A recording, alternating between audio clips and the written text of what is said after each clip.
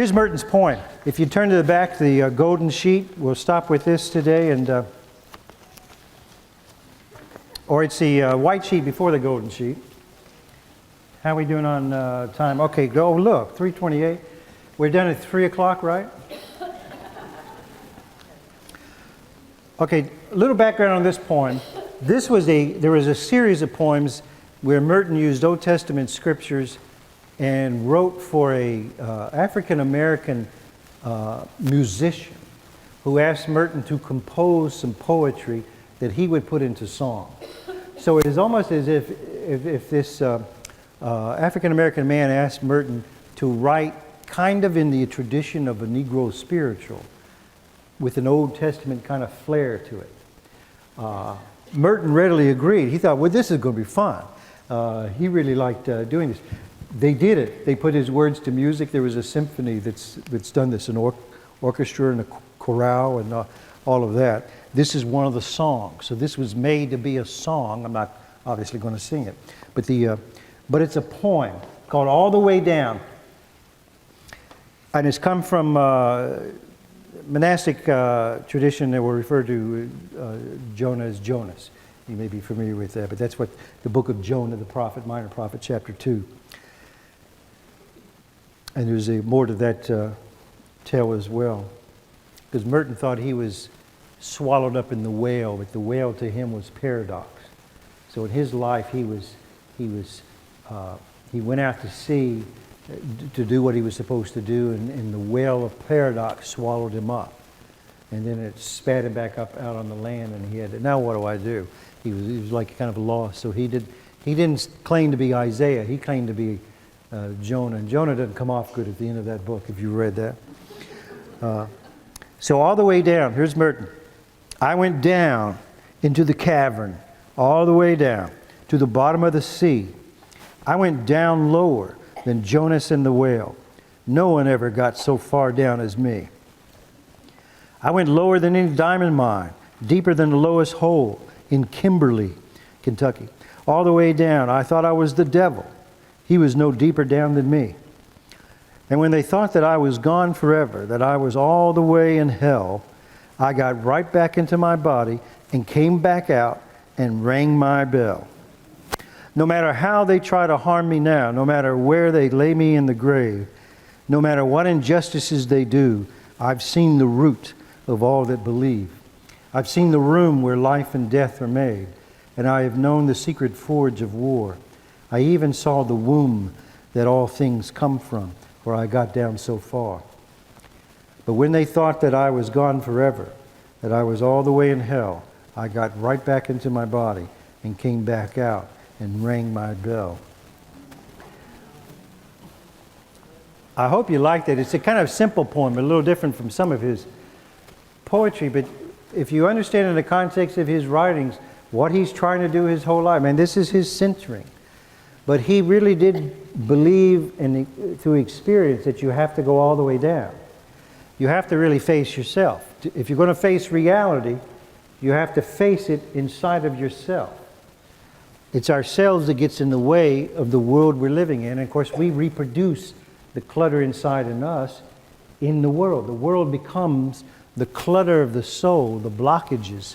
And I'll come back to this because I want you to look at the stuff on Commotion at the back, and then we'll come to a summary. So you have to go all the way down inside, down into the deeps, deeper than you feel like you want to go, deeper than what is comfortable. We psychoanalyze ourselves on this and give ourselves some allowance, but that's about as far as I can go. Well, I'll do this for an hour and see. He's talking about his whole life. You just keep going down. You're trying to get to the bottom of something, the reality of your life, who you really are, who God is. Now, God is all around. God is omnipresent. God is omniscient. But for Merton, God is experienced within. And this is the Christian tradition. I mean, what else have we been telling ourselves?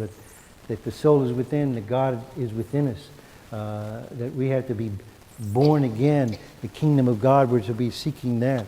All the parables, all the sayings of Christ seem to reflect this interior, this other, like, where's this other place? It is within you.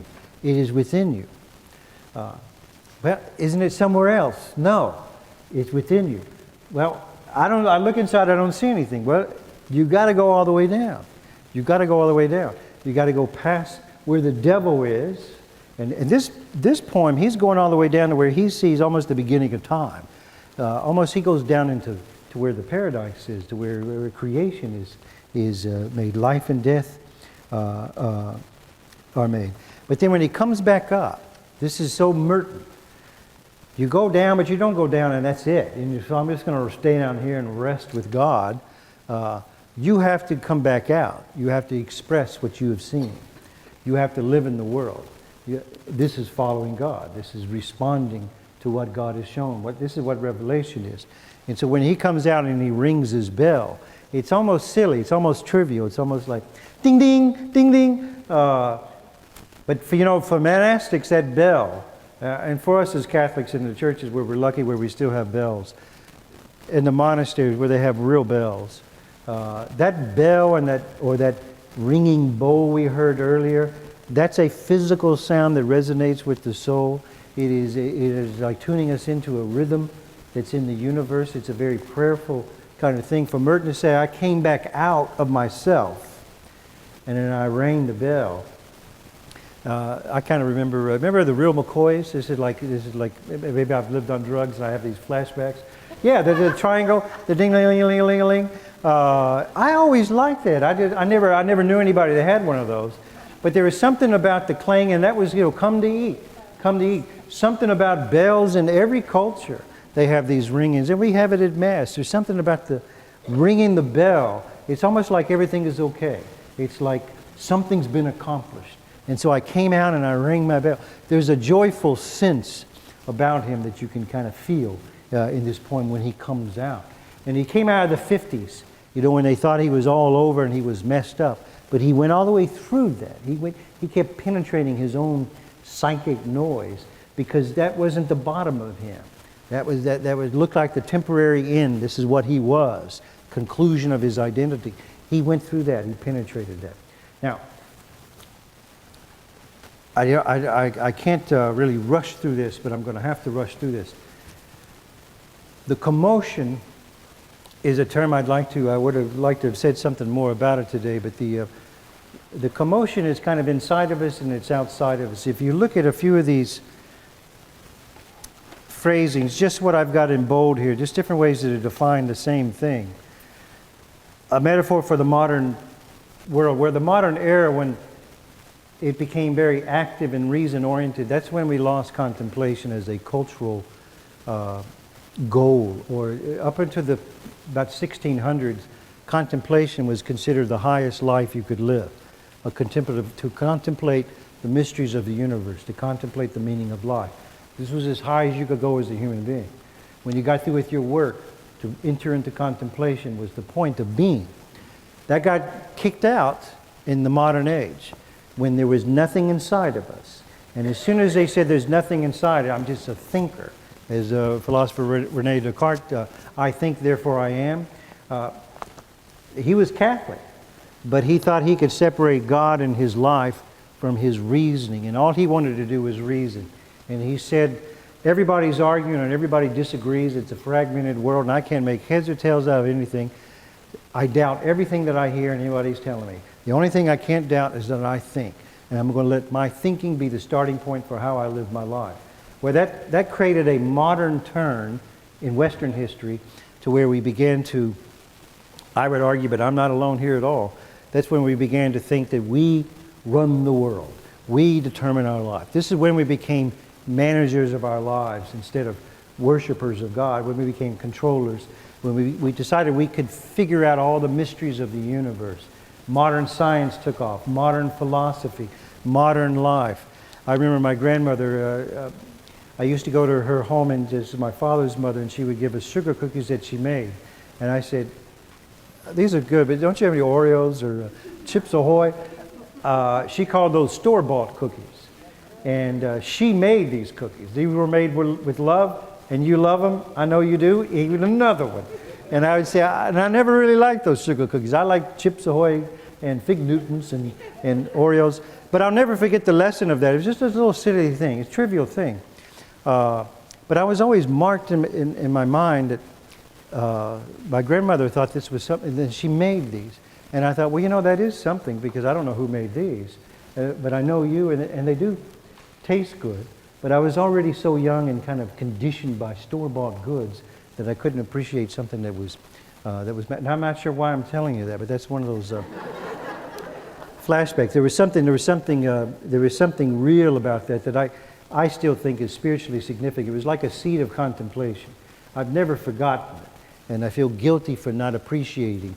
And you can get on that road where that's how your life starts to shorten, and you start to not pay attention to things. I wanted the new stuff. This was modern thinking, and I was a modern kid. I want the new thing. I want the next thing. I want the better thing. That can't be good. That's old. Well, if you understand perennial philosophy, persistent truth, the river that keeps going is never the same, that you can't step in twice, you understand there's nothing new. I mean, what's old is new. And we had that a little earlier. Well, the modern thinking cut off everything that was before and only decided that anything that comes next is what we do becomes what reality and knowledge and life is about. That's when, historically and literally, we began to stop using the term contemplation. And it went out of the cultural, almost the cultural dictionary. So if we go back to try to retract this, we've already rediscovered it. But our culture has not rediscovered contemplation yet. It's not a common term, but we're hoping we can do that if we can kind of wake up to this commotion, which is this gutting of contemplation from inside of ourselves when we cut off our own soul and spiritual faculties, when we decided we just think and determine what things are. That contemplated our existence, because when you cut off the soul inside of you and your sensibility to reality, you're cutting off the interior roots of your life. You're cutting off the receiving end of life, which is why we got zombies running all over the place, and why everybody's dead, and why everybody's working but not getting anything done, and why people are going to school but they're not learning anything. That's commotion, and we're living in commotion. We're not living in reality. Reality is rooted in God. The only place that we can experience that is within ourselves, not psychologically, not personality-wise, but in the spiritual truth that is in this life of God that is in us. God's experience within us. That's what we're tapping in. But that's what scares us out. We're a little more comfortable with adapting to the commotion.